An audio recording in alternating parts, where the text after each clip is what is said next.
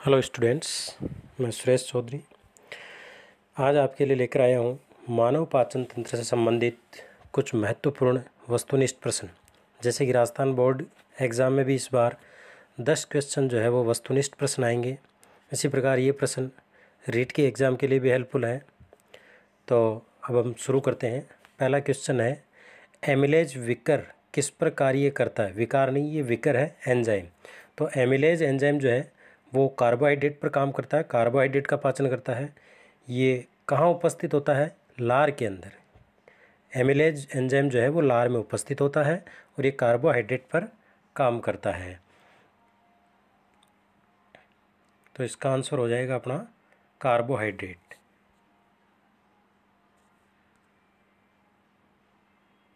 पहले क्वेश्चन का आंसर है अपना कार्बोहाइड्रेट। अब यहाँ पर अपन बात करते हैं कि लार का अगर पीएच पूछ लिया जाए तो लार का पीएच जो है वो 6.8 होता है, यानी हल्का अम्लीय होता है। दूसरे क्वेश्चन की बात करें तो दूसरा प्रश्न है, निष्क्रिय पेप्सिनोजन सक्रिय पेप्सिन में बदल जाता है किसकी उपस्थिति में? तो देखो, निष्क्रिय जो पेप्सिनोजन है वो सक्रिय पेप्सिन में बदलेगा HCl की उपस्थिति में। किसकी उपस्थिति में? HCl की उपस्थिति में। और ये आपके जो निष्क्रिय पेप्सिनोजन है वो जठर रस में पाया जाता है। जठर रस कहाँ होता है? आमाशय के अंदर। और ये जो निष्क्रिय पेप्सिनोजन है वो अम्लीय माध्यम पर ही कार्य करता है, यानी अम्लीय माध्यम होगा तब ये निष्क्रिय पेप्सिनोजन सक्रिय पेप्सिन में बदलेगा। और अगर पेप्सिन की बात करें कि वो किसका पाचन करता है, किसका अपघटन करता है, तो वो प्रोटीन का पाचन करता है। उसको प्रोटियोजेज पॉलीपेप्टाइड के अंदर या पेप्टॉन्स में तोड़ता है। तीसरा क्वेश्चन अगर देखें तो वह है, मनुष्य में कितनी लार ग्रंथियाँ मिलती है? तो मनुष्य के अंदर आपकी लार ग्रंथियाँ जो है वो होती है 3 जोड़ी। कितनी जोड़ी? 3 जोड़ी लार ग्रंथियाँ होती है और ये आपके मुख गुहा में उपस्थित होती है। अगला प्रश्न है, यकृत कोशिकाएं बनाती है। तो यकृत कोशिकाएं जो है आपकी किसका निर्माण करती है? पित्त का निर्माण करती है। पित्त जो है वो आपके यकृत से निर्मित होता है और इसकी अगर बात करें तो ये पीले हरे रंग का होता है। पित्त जो है वो पीले हरे रंग का होता है और यकृत में बनने के बाद में पित्ताशय यानी गैल ब्लैडर के अंदर ये इकट्ठा होता है और वसा के पायसीकरण में काम आता है, यानी वसा का अपघटन करता है। अगला प्रश्न है, लैंगरहैंस की दीपिकाएँ कहाँ मिलती हैं? तो लैंगरहैंस की दीपिकाएँ जो है वो अग्नाशय ग्रंथि में मिलती है। अब अग्नाशय ग्रंथि के बारे में एक संक्षेप में थोड़ा सा देखें अपन, तो अग्नाशय ग्रंथि जो है वो आपकी मिश्रित ग्रंथि होती है, क्योंकि उसके अंदर 2 प्रकार की कोशिकाओं के समूह होते हैं। एक आपका लैंगरहैंस की दीपिकाएँ और दूसरा होता है एसिनाई की कोशिकाएँ। तो लैंगरहैंस द्वीप की जो दीपिकाएँ हैं वो एंडोक्राइन यानी अंतःस्रावी का काम करती है। उसमें 3 प्रकार की सेल्स होती है, अल्फा, बीटा और डेल्टा। इसी प्रकार एसिनाई जो सेल्स है, एसिनाई सेल्स का जो समूह है वो एक्सोक्राइन बहिस्रावी ग्रंथि का काम करता है। तो इस प्रकार से लैंगरहैंस की दीपिकाएँ जो है वो आपकी कहाँ मिलती है? अग्नाशय ग्रंथि के अंदर या अग्नाशय में मिलती है और अग्नाशय एक मिश्रित ग्रंथि है। तो अपन इन ऑब्जेक्टिव प्रश्नों के साथ साथ थोड़ा थोड़ा इनके बारे में जो और क्वेश्चन बन रहे हैं इससे संबंधित वो भी अपन इसके साथ में देखते चल रहे हैं, जो हमारे पूछे भी जा सकते हैं अलग से। अगला प्रश्न है, लाल रुधिर कणिकाओं के परिपक्वन को प्रेरित करने वाला विटामिन है। तो लाल रुधिर कणिकाओं के परिपक्वन को प्रेरित करने वाला जो आपका विटामिन है वो है विटामिन B12 है। कौन सा विटामिन? विटामिन B12 है। ये संकेत है, इसका नाम अगर पूछे तो वह है आपका साइनोकोबोलेमिन। साइनोकोबोलेमिन विटामिन B12 का पूरा नाम, ये इसका संकेत है। तो लाल रुधिर कणिकाओं के परिपक्वन के लिए विटामिन B12 की आवश्यकता होती है या उसको प्रेरित करता है वो। 7वां क्वेश्चन है, आहार नाल का वह भाग जिसमें रसांकुर पाए जाते हैं। तो आहार नाल के अंदर की ओर छोटे छोटे अंगुलीनुमा प्रवर्ध पाए जाते हैं जिनको बोलते हैं रसांकुर। वो अवशोषण के सतही क्षेत्रफल को बढ़ा देते हैं। भोजन का जो अवशोषण होता है उसके सतही क्षेत्रफल को बढ़ा देते हैं, सरफेस एरिया को। और वो कहाँ उपस्थित होते हैं? आंत्र के अंदर उपस्थित होते हैं, इंटेस्टाइन में। जैसे छोटी आंत जिसको अपन बोलते हैं क्षुद्रांत्र, उसके अंदर वो उपस्थित होते हैं रसांकुर, माइक्रोविली, जो क्या करते हैं? भोजन के सतही अवशोषण को बढ़ा देते हैं। अगला क्वेश्चन है आपका, आमाशय का 80% भाग का निर्माण करता है, यानी आमाशय के 80% भाग का निर्माण कौन करता है? तो आमाशय के 80% भाग का निर्माण करता है फंडस। आमाशय के 3 भाग होते हैं, पढ़ते हैं। तो आमाशय का पहला भाग जो ग्रसिका से जुड़ा हुआ होता है उसको बोलते हैं कार्डियक भाग, बीच का भाग फंडस, और जो ड्यूडेनम या ग्रहणी से जुड़ा हुआ भाग है छोटी आंत से, वो आपका कहलाता है पाइलोरिक भाग। तो बीच का भाग कार्डियक और आपके पाइलोरिक दोनों के बीच का जो भाग है वो फंडस भाग कहलाता है, और वो सबसे बड़ा भाग होता है आमाशय का, यानी 80% भाग का निर्माण करता है फंडस। अगला क्वेश्चन है, जीवित अवस्था में छोटी आंत की लंबाई होती है। तो जीवित अवस्था के अंदर छोटी आंत की जो लंबाई है वो होती है लगभग 3 मीटर। कितनी होती है? 3 मीटर। छोटी आंत की बात कर रहे हैं अपन। अगर संपूर्ण आहार नाल की बात करें तो वो मृत्यु के बाद में उसकी अगर लंबाई देखें तो वो लगभग 7 मीटर से अधिक हो जाती है, 7 मीटर के लगभग हो जाती है शिथिल होने के कारण। मृत्यु के बाद में इंटेस्टाइन जो है, आंत जो है वो क्या हो जाती है? शिथिल हो जाती है, तो उसकी लंबाई बढ़ जाती है। जीवित अवस्था में संकुचित रहती है, तो उसकी लंबाई जो है छोटी आंत की जीवित अवस्था में वो होती है 3 मीटर। कितने मीटर की? 3 मीटर की। अब अपन अगले प्रश्न की अगर बात करें तो वो है, पेनेत कोशिकाएं जीवाणुओं को मारने हेतु कौन से एंजाइम का स्राव करती है, कौन से एंजाइम का निर्माण करती है? तो पेनेत कोशिकाएं जो है वो पेनेत कोशिकाएं जीवाणुओं को मारने हेतु एंजाइम का स्राव करती है। यानी पेनेत कोशिकाएं जीवाणुओं को मारने के लिए कौन से एंजाइम का स्राव करती है? तो यहाँ पर आपके 4 एंजाइम दे रखे हैं। आंसर है इसका लाइसोजाइम। क्या आंसर होगा? लाइसोजाइम। तो लाइसोजाइम आपका क्या है? इसका आंसर है। यानी पेनेत कोशिकाएं जो कहाँ उपस्थित होती है, ये प्रश्न भी पूछा जा सकता है। तो पेनेत कोशिकाएं जो है वो छोटी आंत्र में उपस्थित होती है। छोटी आंत जो होती है क्षुद्रांत, उसके अंदर उपस्थित होती है पेनेत सेल्स, और वो पेनेत सेल्स क्या करती है? जीवाणुओं को नष्ट करने के लिए लाइसोजाइम का स्राव करती है। अगला क्वेश्चन अपना है, स्वस्थ मनुष्य में यकृत का भार होता है, या स्वस्थ मनुष्य में लीवर यकृत का भार कितना होता है? तो लीवर का भार जो है वो स्वस्थ मनुष्य में 1.2 किलोग्राम से 1.5 किलोग्राम होता है। ऑप्शन नंबर 1 ए हो जाएगा। 12वां क्वेश्चन है अपना, यकृत कितनी पालियों से मिलकर बना होता है? तो देखो, यकृत के अंदर, लीवर के अंदर मुख्यतः 2 पालियाँ होती है, एक तो दाईं पाली और एक बाईं पाली। उसके अलावा 2 अन्य पालियाँ भी होती है, क्वाड्रेट और कोडेट। तो इस प्रकार से अगर कुल पालियों की संख्या अपन देखें तो यकृत के अंदर होती है 4 पालियाँ। कितनी पालियाँ होती है? 4। एक तो दाईं पाली और बाईं पाली मुख्य रूप से, फिर इसके अलावा 2 पालियाँ और है, क्वाड्रेट और कोडेट। तो 4 पालियाँ या 4 पालियों से मिलकर यकृत बना हुआ होता है। अगला प्रश्न है, हिपेरिन का निर्माण होता है, यानी हिपेरिन का निर्माण किस अंग के अंदर होता है? तो हिपेरिन का निर्माण जो है वो यकृत के अंदर होता है, लीवर के अंदर होता है। और यहाँ पर अपने हिपेरिन का अगर कार्य देखें तो हिपेरिन क्या करता है, जो हमारी रुधिर वाहिनियाँ हैं, शरीर के अंदर जो रुधिर वाहिनियाँ हैं, उन रुधिर वाहिनियों में रक्त का थक्का बनने से रोकता है। यानी रुधिर वाहिनियों के अंदर रक्त को जमने से या थक्का बनने से रोकने का कार्य करता है। कौन? हिपेरिन। और इसका निर्माण कहाँ होता है? यकृत के अंदर, लीवर के अंदर। अगला क्वेश्चन है, डेल्टा कोशिकाओं द्वारा स्रावित हार्मोन है। तो डेल्टा कोशिकाएं, जिनको गामा कोशिकाएं भी कहते हैं, ये डेल्टा या गामा कोशिकाएं जो है वो पहले तो होती कहाँ हैं? तो ये आपके अग्नाशय ग्रंथि की जो आइलेट ऑफ लैंगरहैंस है, लैंगरहैंस की द्वीपिकाएं जो कोशिकाओं का समूह है, उसी के अंदर उपस्थित कोशिकाएं होती है डेल्टा या गामा कोशिकाएं। और उसके द्वारा, इन कोशिकाओं के द्वारा सोमेटोस्टेटिन, गैस्ट्रिन और सीरोटोनिन तीनों प्रकार के हार्मोन जो है आपके स्रावित होते हैं। यानी इसका आंसर हो जाएगा उपरोक्त सभी, यानी तीनों प्रकार के हार्मोन डेल्टा कोशिकाओं के द्वारा स्रावित होते हैं। डेल्टा कोशिका को गामा कोशिका भी कहते हैं, गामा या डेल्टा। और ये कहाँ स्थित होती है? अग्नाशय ग्रंथि में। अग्नाशय में कहाँ? आइलेट ऑफ लैंगरहैंस, यानी लैंगरहैंस की द्वीपिकाओं में। अगला प्रश्न है अपना, डेक्स्ट्रीन में ग्लूकोज अणु होते हैं। तो डेक्स्ट्रीन क्या है? आपके एक डाइसेकेराइड है। डेक्स्ट्रीन क्या है? डाइसेकेराइड शर्करा। इसमें ग्लूकोज के अणुओं की संख्या होती है 3 से 9 ग्लूकोज अणु।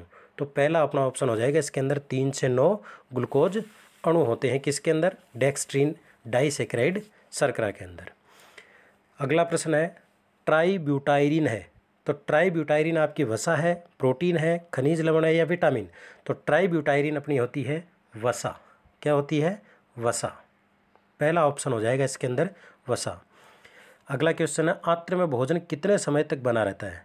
आंत के अंदर, इंटेस्टाइन के अंदर भोजन कितने समय तक बना रहता है का मतलब है कितने समय तक उपस्थित रहता है पाचन के समय। तो आंत के अंदर भोजन जो है वो आपका लगभग 4 से 5 घंटे तक उपस्थित रहता है। ये 4 से 5 घंटे तक वहाँ पर स्थित रहता है। अगला प्रश्न है, प्राकृतिक अपमार्जक के समान कार्य करते हैं। प्राकृतिक अपमार्जक, नेचुरल डिटर्जेंट्स जो हमारी बॉडी के अंदर, जैसे आपके पित्त लवण, पित्त अम्ल होते हैं, सोडियम व पोटेशियम के लवण है, लेसिथिन है, कौन से होते हैं? तो देखो पित्त अम्ल है। नेचुरल डिटर्जेंट की बात करें तो ये सभी आपके नेचुरल डिटर्जेंट है। पित्त अम्ल है, सोडियम व पोटेशियम के लवण है। तो ये पित्त अम्ल और सोडियम पोटेशियम के लवण जो है ये आपके हैं पित्त और लेसिथिन। ये सारे मिलकर के क्या करते हैं, जो वसा है उस वसा का पायसीकरण करते हैं, वसा को तोड़ने का काम करते हैं। वसा की जो बड़ी बूंदें होती हैं उनको छोटी छोटी बूंदों के अंदर तोड़ देते हैं, यानी वसा के पायसीकरण का काम करते हैं, वसा को तोड़ने का काम करते हैं। इसलिए इनको बोलते हैं प्राकृतिक अपमार्जक। तो इसमें अपना ऑप्शन हो जाएगा उपरोक्त सभी। चारों ऑप्शन इसके अंदर उपरोक्त सभी अपना आंसर होगा। अगला प्रश्न अपने देखते हैं, एंटेरोसाइट कोशिकाएं पाई जाती है। तो एंटेरोसाइट कोशिकाएं कहाँ होती है, कहाँ उपस्थित होती है? एंटेरोसाइट कोशिकाएं उपस्थित होती है अपनी छोटी आंत के अंदर। कहाँ उपस्थित होती है? छोटी आंत के अंदर उपस्थित होती है एंटेरोसाइट कोशिकाएं, एंटेरोसाइट सेल्स। अगला प्रश्न है, पाचन के अंतिम उत्पाद जो अवशोषित होता है, पाचन का अंतिम उत्पाद जो अवशोषित होता है। तो पाचन के बाद में मोनोसेक्राइड भी अवशोषित होते हैं, वसीय अम्ल भी अवशोषित होते हैं, अमीनो अम्ल भी अवशोषित होते हैं। तो अपना आंसर क्या जाएगा? उपरोक्त सभी। यानी पाचन के बाद में ये उपरोक्त सभी अपने क्या होते हैं? अवशोषित होते हैं। मोनोसेक्राइड, वसीय अम्ल, अमीनो अम्ल, ये सभी अपने क्या होते हैं? पाचन के बाद में अवशोषित होने वाले उत्पाद होते हैं। अब देखते हैं अपना अगला क्वेश्चन। तो अगला प्रश्न अपना है, बांझपन किस विटामिन की कमी से होता है? यानी जो बांझपन है वो किस विटामिन की कमी से होता है? तो यहाँ पर अपने ऑप्शन देगा vitamin A, vitamin B, vitamin D, vitamin K. तो यहाँ पर थोड़ा सा मिसप्रिंट है, विटामिन के की जगह है विटामिन ई, विटामिन ई। तो अपना आंसर होगा विटामिन ई। विटामिन ई की कमी से आपके क्या होता है? बांझपन होता है, यानी संतान पैदा नहीं होती है, युग्मक नहीं बनते हैं, गैमेट्स का निर्माण नहीं होता है, जिसके कारण संतान उत्पन्न नहीं होती है, यानी गैमेटोजेनेसिस की प्रक्रिया कंप्लीट नहीं होती है, इसके कारण विटामिन ई की कमी के कारण। तो बांझपन किस विटामिन की कमी से होता है? विटामिन ई की कमी के कारण। तो अपना ऑप्शन हो जाएगा डी। यहाँ पर लिख लेना विटामिन ई, के की जगह है ई। अगला प्रश्न है 22वां, पेशी स्तर में तिरछी पेशियाँ ऑब्लिक मसल्स पाई जाती है। तो तिरछी पेशियाँ जो है वो आपके कहाँ उपस्थित होती है? आमाशय के अंदर, स्टमक के अंदर उपस्थित होती है ऑब्लिक मसल्स। नेक्स्ट क्वेश्चन है 23, मांसाहारी प्राणियों में अत्यंत विकसित होते हैं कौन से? ये टीथ के नाम है कृंतक, रदनक, अग्रचर्वणक, चर्वणक। तो मांसाहारी जो प्राणी होते हैं उनके अंदर रदनक जो टीथ होते हैं वो ज़्यादा डेवलप होते हैं, बहुत ज़्यादा विकसित होते हैं। इनको इंग्लिश में बोलते हैं कैनाइन, कैनाइन टीथ, और हिंदी में रदनक। जो सेकंड नंबर के जो टीथ होते हैं कॉर्नर वाले, वो ज़्यादा विकसित होते हैं, चीर फाड़ के काम में आते हैं। तो मांसाहारी प्राणियों में अत्यंत विकसित रदनक टीथ होते हैं, कैनाइन टीथ। नेक्स्ट क्वेश्चन है, पाइलोरिक कपाट के खुलने तथा बंद होने की क्रिया को नियंत्रित करता है। पाइलोरिक कपाट कहाँ उपस्थित होता है? जहाँ आपका आमाशय का अंतिम भाग जो ग्रहणी में खुलता है वहाँ पर उपस्थित होता है पाइलोरिक कपाट। तो उसके खुलने व बंद होने की क्रिया को नियंत्रित कौन करता है? गैस्ट्रिन हार्मोन, एंटेरोकाइनेज, पित्त लवण, कोलिसिस्टोकाइनिन। तो यहाँ पर अपना आंसर होगा ए, गैस्ट्रिन हार्मोन। तो गैस्ट्रिन हार्मोन जो है वो पाइलोरिक कपाट के खुलने तथा बंद होने की क्रिया को नियंत्रित करता है। अगला क्वेश्चन है 25, भोजन में उपस्थित वसाओं के विखंडीकरण एवं पायसीकरण में मदद करता है। तो भोजन में उपस्थित वसाओं का विखंडीकरण का मतलब तोड़ने में, और उसको पायसीकरण छोटी छोटी बूंदों में कन्वर्ट करने में मदद कौन करता है? अकार्बनिक लवण, पित्तवर्णक, पित्त लवण, लेसिथिन। तो यहाँ पर थोड़ी सी मिसप्रिंट है, पित्त लवण व लेसिथिन दोनों इसके अंदर होंगे। तो यहाँ पर पित्त लवण प्लस लेसिथिन, पित्त लवण और लेसिथिन दोनों आएंगे, ये मिसप्रिंट है, पित्त लवण व लेसिथिन। और द के अंदर जैसे मान लो अपने ऑप्शन में लिख सकते थे उपरोक्त सभी। तो अपना आंसर ये थोड़ा मिसप्रिंट है। पित्त, लवण व लेसिथिन दोनों जो है वो क्या करते हैं, वसा के विखंडीकरण एवं पायसीकरण में मदद करते हैं। तो एग्जाम में आपको अगर पूछा जाएगा तो दोनों साथ में दे रखे होंगे, या लेसिथिन होगा ही नहीं तो पित्त लवण आंसर हो जाएगा, या फिर पित्त लवण व लेसिथिन दोनों साथ में मिलेंगे आपको। तो भोजन के उपस्थित वसाओं के विखंडीकरण यानी उनको छोटी छोटी बूंदों में तोड़ने या पायसीकरण इमल्सिफिकेशन में मदद करते हैं पित्त, लवण व लेसिथिन। अगला प्रश्न है अपना, भोजन अंतर्ग्रहण करते समय हंसना या बोलना नहीं चाहिए क्योंकि इसमें भोजन प्रवेश कर सकता है। तो भोजन ग्रहण करते समय अगर हंसते हैं या बोलते हैं तो भोजन कहाँ प्रवेश कर सकता है? भोजन ग्रसनी में, नासावेश में, फुफ्फुसीय गुहा में, लैरिंक्स में। तो भोजन प्रवेश कर सकता है अपने लैरिंक्स यानी कंठ के अंदर। तो लैरिंक्स या कंठ के ऊपर आपके एक ढक्कन होता है जिसको बोलते हैं एपिग्लोटिस। वो एपिग्लोटिस क्या करता है, उसको ऊपर से कवर करता है, यानी जो भी अनवांटेड पार्टिकल्स हैं उनको अंदर जाने से रोकता है एयर के अलावा। तो जब अपन भोजन करते समय अगर हंसना या बात करने की क्रिया होती है तो उस समय एपिग्लोटिस के द्वारा, उस घाटी ढक्कन के द्वारा आपके लैरिंक्स के अंदर या कंठ के अंदर भोजन के कण जा सकते हैं। इसलिए वो आपके अंतर्ग्रहण करते समय, हंसने या बोलते समय जो भोजन है वो लैरिंक्स या कंठ में प्रवेश कर सकता है। अगला क्वेश्चन है, अग्नाशय एक अंतःस्रावी ग्रंथि है क्योंकि ये स्रावित करता है। क्या स्रावित करता है? कौन सा आपके जो है एंजाइम स्रावित करता है? पहले बता चुका, अग्नाशय जो है वो पैनक्रियाटिक ग्लैंड कैसी ग्रंथि है? अंतःस्रावी ग्रंथि है। अंतःस्रावी ग्रंथि क्यों है? क्योंकि इसमें दो प्रकार की कोशिकाओं के समूह होते हैं। एक आपका होता है लैंग्रहैंस की दीपिकाएँ कोशिकाओं का समूह और दूसरा है एसिनाई। लैंग्रहैंस दीपिकाएँ जो है उनमें 3 प्रकार की कोशिकाएँ, अल्फा सेल्स जिनके द्वारा ग्लूकेगॉन हार्मोन स्रावित होता है, बीटा सेल्स जिनके द्वारा इंसुलिन हार्मोन, और तीसरी डेल्टा या गामा सेल्स जिनके द्वारा अभी अपन ने पीछे क्वेश्चन में देखा है कौन कौन से हार्मोन सिक्रीट होते हैं आपके। एक तो गैस्ट्रीन है, 3 हार्मोन अभी अपन ने ऑप्शन के अंदर देखे थे, गैस्ट्रीन, सोमेटोस्टेटिन, सीरेटोनिन। यह हार्मोन आपके डेल्टा या गामा सेल से सिक्रीट होते हैं। इसी प्रकार आपकी एसिनाई के द्वारा, तो एसिनाई तो एक्सोक्राइन का काम करती है और आइलेट ऑफ लैंग्रहैंस जो है वो एंडोक्राइन का काम करती है। तो अग्नाशय एक अंतःस्रावी ग्रंथि है क्योंकि ये स्रावित करती है। क्या स्रावित करती है? इंसुलिन। अभी बताया आपको, इंसुलिन किससे स्रावित होता है? अग्नाशय ग्रंथि से। अग्नाशय ग्रंथि की कौन सी कोशिकाओं से? बीटा सेल से।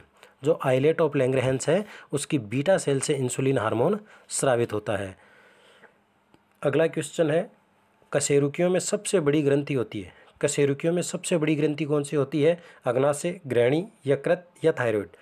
तो कशेरुकियों में सबसे बड़ी ग्रंथि होती है यकृत, लीवर। इसके बाद में अगर बात करें कि सबसे बड़ी पाचक ग्रंथि कौन सी होती है, पहले नंबर पर तो यकृत हो गई, लीवर। इसके बाद में अगर बात करें कि सबसे बड़ी दूसरी ग्रंथि कौन सी है तो वो आपकी हो जाएगी अग्नाशय, लेकिन सबसे बड़ी ग्रंथि पूछे तो यकृत। अगला क्वेश्चन है अपना, निम्न में से कौन से भोज्य पदार्थ का बिना पाचन के ही अवशोषण कर लिया जाता है? तो कौन से पदार्थ का बिना पाचन के ही अवशोषण कर लिया जाता है?